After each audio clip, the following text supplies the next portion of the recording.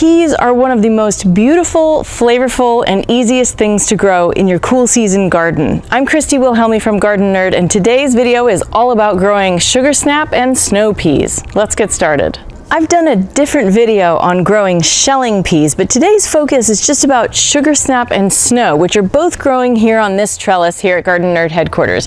I grow them side by side because they look different and they mature at different times, so it's pretty easy to keep them apart.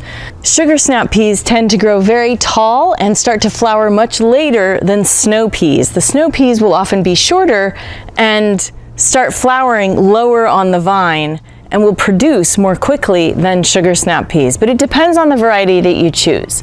Both sugar snap and snow peas can be grown from seed, or you can buy 6-packs at the nursery. It's completely up to you, but I like growing them from seed because there are more varieties available than what might be available at your nursery. Most varieties of peas will require some kind of support. We have this trellis here that is 7 feet tall, and the peas grow at least a foot taller than that, and sometimes they fall forward and then return up toward the sun.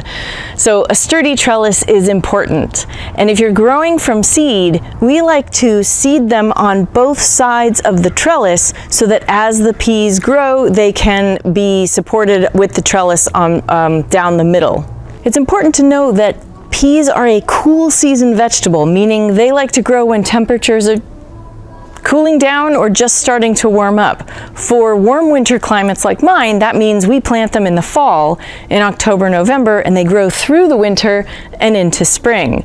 For places that get frost and snow, you want to plant these in early spring when the soil is warm enough to plant seeds. At the beginning of the season, you really don't have to amend the soil too much because these are technically nitrogen-fixing plants. They will do really well on their own in not great soil, but as they start to flower, that's when we start feeding them because they will need not just the nitrogen that they've fixed in their roots as they were growing, but they will need phosphorus and potassium in order to produce really good quality pea shoots. You can see here that we plant 4 per square foot along the edge of the trellis on either side. You can plant up to 8 per square foot, that's really biointensive, but we find that if we alternate sides, 4 per square foot, we end up with a really abundant supply of peas. Peas have these beautiful tendrils which will grab onto the trellis, so you don't really have to do much to guide them up except maybe at the beginning.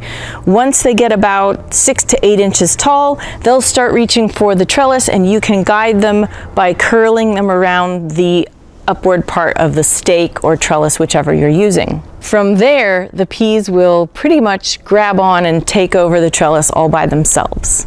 Once the plant starts to flower, these flowers turn into pods, and these little pods start out flat with very tiny little peas inside. And as those peas develop and the pods grow, you start to see the pea pod thicken. And eventually, those pods will be ready to pick on sugar snap peas, but can be picked much sooner on snow peas. Here at Gardenerd headquarters, peas are the garden snack. They rarely make it into the house. What you can do is snap off the top and it will peel off a little string in the front, and then so sweet, so delicious. And you can eat them raw, or you can throw them into stir fries or soups or whatever you want to do.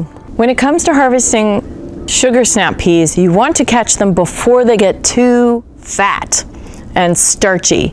Once the pods are no thicker than the width of your pinky finger, the peas inside can start to push up against one another and they will stop being sweet and those sugars will convert to starch. You want to catch them before that. So don't be afraid to pick your sugar snap peas a little on the early side. And if you miss the window and you pick them late, you can still freeze those peas shelled and use them for soups and stews, and they'll still be delicious. To harvest peas, it's really a good idea to use 2 hands. Hold the pea pod with one hand, hold the stem with the other, and then remove it from there. Otherwise, you run the risk of pulling the whole vine off the trellis or damaging the plant in some way. Give sugar snap and snow peas a try in your garden whenever your cool season happens to be.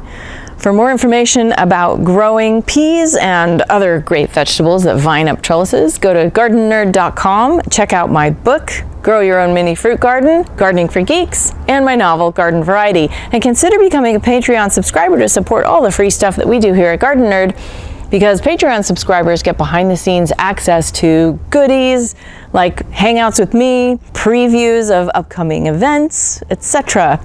Check it out at gardenerd.com. Happy gardening.